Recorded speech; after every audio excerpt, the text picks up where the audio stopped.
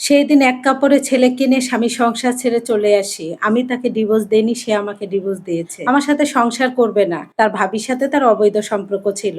আমি পিছে ফিরে একবারও তাকাইনি। কারণ আমার কোনো পিছুটান ছিল না। আমার ছেলে আমার সঙ্গেই ছিল। দিনের পর দিন মানুষটার সঙ্গে মুখ বন্ধ করে সংসার করেছি। আমি কখনো প্রতিবাদ করি, হা না কিছুই বলিনি। কারণ সেই মানুষটা একটা সময় আমার মন থেকে উঠে যায়। এজন্য নীরবে সংসার করেছিলাম শুধু ছেলের কথা ভেবে। কিন্তু মানুষটা যখন সেই ইচ্ছায় আমাকে ডিভোর্স দেয়, তখন আর তাকে কোনো বাধাও দেইনি, কান্নাও করিনি। বাচ্চাকে নিয়ে এক কাপড়ে আমার বাবার বাড়িতে এসে উঠি আমি। তখন আমার বাবা মাও আমাকে বোঝা মনে করেছে। আমার ভাইয়েরা বলে, তোকে আমরা লালন পালন করতে পারি, ডাল ভাত হলেও আমাদের সঙ্গে খাবি, কিন্তু তোর ছেলের দায়িত্ব আমাদের না। ওর বাবা যেমন ও ঠিক তেমনই হবে, যেমন গাছ তার ফলও তেমন হয়। আমার ভাইদের এমন কথা শুনে আমি মা তো সহ্য করতে পারি না। আমার মাকে বলি, মা তুমি আমাকে ২,০০০ টাকা ধার দাও, আমি কাজ করে তোমার টাকা পরিশোধ করে দিব।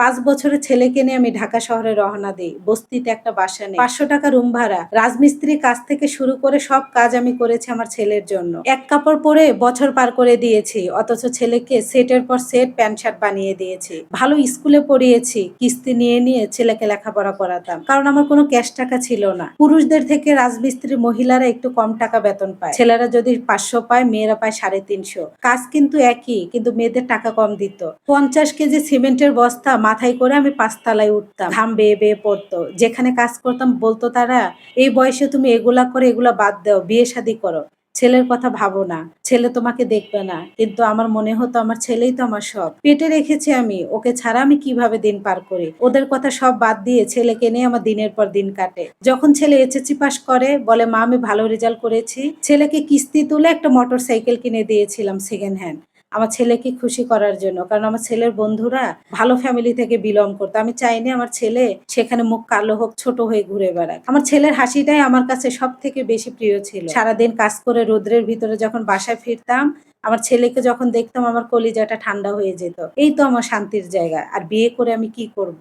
একটা কাপড় ছিল আমার, গোসল করে গামছা মুড়িয়ে দিয়ে থাকতাম। ফ্যানের নিচে যখন কাপড়টা দিতাম শুকাতো, তারপর ওটা পরতাম। অথচ আমার ছেলের আমি প্রতি মাসে মাসে প্যান্ট শার্ট কিনতাম। আমার ছেলে তখন একটু একটু বড়, কখনো বলেও নাই মা তুমি কাপড় কেনো। আমি মনে করেছি আমার ছেলে তো ছোট, ও কি এগুলা বোঝার বয়স হয়েছে। তবে যেই বস্তিতে থাকতাম আমরা, ওখানকার সবাই বলতো যে দেখো এই ছেলে তোমাকে দেখবে না, এসএসসি পাস করছে তারপর তোমার ছেলে কিছুই বোঝে না, তুমি খালি সবসময় ছোট ছোট বলো। তবে তাদের কথা আমি কানে দেইনি। যত দিন যাচ্ছিল আমার ছেলে বড় হচ্ছিল, ওর বাবার কিছু কিছু স্বভাব ওর মধ্যে ছিল, আমি এটা বুঝতে পারতাম। কিন্তু মা তো ভেবেছিলাম আমার ছেলে বড় হলে সব ঠিক হয়ে যাবে। কিন্তু ওই বাসার সবাই বলতো তোমার ছেলে ঠিকই বড় হয়েছে, শুধু তুমি ছোট ছোট করো। আমার ছেলে যখন ইন্টার পাস করে আমাকে বলে মা আমি বাহিরে যাব লেখাপড়া করতে। বাড়িওয়ালার পায়ে ধরে বাড়িওয়ালাকে জামিনদার করে লোন নেই আমি ব্যাংক থেকে। ওই লোনের টাকা দিয়ে আমার ছেলেকে আমি বিদেশ পাঠাই।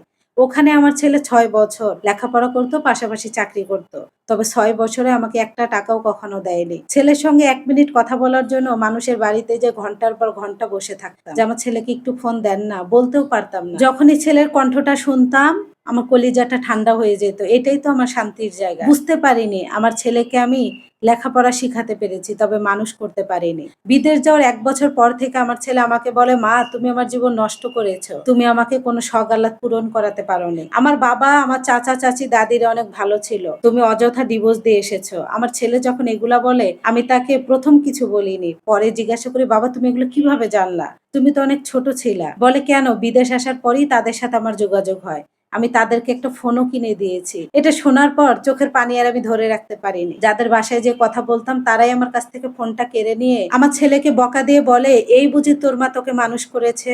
তোর মা আমাদের এলাকায় ১০-১৫ বছর রাজমিস্ত্রি কাজ থেকে শুরু করে সব কাজ করে তোর মা তোকে মানুষ করেছে। আর এখন দাদা দাদিদের সাথে কথা বলিস, যেই সংসার তোর মা ছেড়ে এসেছে তোকে ছোট নিয়ে, এজন্য তোকে লেখাপড়া করাইছে। ওরা এগুলো বলার সাথে সাথে আমার ছেলে ফোনটা কেটে দেয়। ১ মাস আর আমার ছেলে কোনো ফোন দেয়নি। ওখানে যে মিস কল দিতাম ২-৩ দিন পর পর, কিন্তু আমার ছেলে আর ফোন দিত না। ছেলের সঙ্গে কথা বলার জন্য মনটা আমার ব্যাকুল হয়ে থাকতো। ওই যে ওরা বলেছে এগুলা, যে তোমার মাকে তুমি দেখো না, এজন্য আমার ছেলে রাগ করে আর ফোন দেয় না। ৬ মাস পর আমার ছেলে ফোন দেয় ওই নাম্বারে, দিয়ে আমাকে চায়। সাথে সাথে আমি দৌড় দিয়ে যেয়ে বলি বাবা এতদিন ফোন দাওনি, কান্না করে দেই। তখন বলে কান্না করো না, তুমি যদি মানুষকে দিয়ে এগুলো বলো তোমার সাথে আর কথা বলবো না। আমি বলি বাবা আমি তো কথা বলাইনি ওদেরকে দিয়ে, ওরাই আমার কাছ থেকে ফোন কেড়ে নিয়ে বলছে। তখন আমার ছেলে বলে আমার চাচতো বোনকে আমি ভালোবাসি, আমি আর কিছু বলিনি, আমি তাকে বিয়ে করতে চাই। আমার বাবা চাচিরা অনেক ভালো, তুমি অযথা তাদের সাথে সম্পর্ক নষ্ট করেছো। আর আমার ভবিষ্যতও তুমি নষ্ট করেছো। ছেলের এগুলা কথা শুনে আমি বলি, বাবা তুমি কতটুকু জানো? আমি তোমার বাবাকে ডিভোর্স দেইনি। তোমার বাবাই আমাকে ডিভোর্স দিয়েছে। খেয়ে না খেয়ে তোমাকে মানুষ করেছি বাবা। আমি তোমাকে কিছুই বলতে চাই না। তুমি এখন বড় হয়েছো। তোমার যেটা ভালো মনে হয় সেইটাই করো। আমার ছেলে শুনেছি নাকি তাকে বিয়ে করবে। আমি যেই নাম্বারে কথা বলি আমার ছেলের সাথে, ওই নাম্বারে আমার যা ফোন দিয়ে আমাকে চায়। তখন বলে, ছেলের ভালোর জন্য এই বাড়ি ছেড়ে চলে গিয়েছিলি। ছেলেকে মানুষ করবি। মানুষ করতে পারলি? ধরে রাখতে পারলি? সেই তো তোর ছেলে আমার মেয়ের প্রেমের ফাঁদে পড়েছে। তোর ছেলে নিয়মিত আমাদের সাথে কথা বলে, আমাদেরকে টাকাও দেয়। দেখি কিভাবে তুই আটকাস তোর ছেলেকে। তোর স্বামীকে কেড়ে নিয়েছিলাম, এবার তোর ছেলেকে কেড়ে নিয়ে তোকে নিঃস্ব করব। তোকে সুখে থাকতে দিব না। এই কথা শোনার পর আমি অনেক কান্না করতে করতে আমার প্রেশার বেড়ে যায়। আমি অসুস্থ হয়ে হসপিটালে 2 দিন ভর্তি। আমি যে বাসায় থাকতাম ওই বাড়িওয়ালিরা অনেক ভালো ছিল। ওনারাও মধ্যবিত্ত ছিল তো, বস্তিতে থাকতাম। ওনারাই আমার সেবা যত্ন করে আমাকে সুস্থ করে। আমার ছেলে ফোন দেয়। আমার ছেলেকে আমি বলি, বাবা তুমি বলে ওই মেয়েকে বিয়ে করবে? আমার ছেলে বলে, হ্যাঁ কেন? ওকে তো আমি বিয়ে করেইছি অলরেডি, শুধু আমার কবুলটা বলা হয়নি। আমি বলি, ওদেরকে তুমি টাকাও দাও? হ্যাঁ, আমার স্ত্রীর খরচ আমি দিব না? তখন বাড়িওয়ালি বলে, তোমার মার খরচ কি তোমার দেওয়া উচিত না?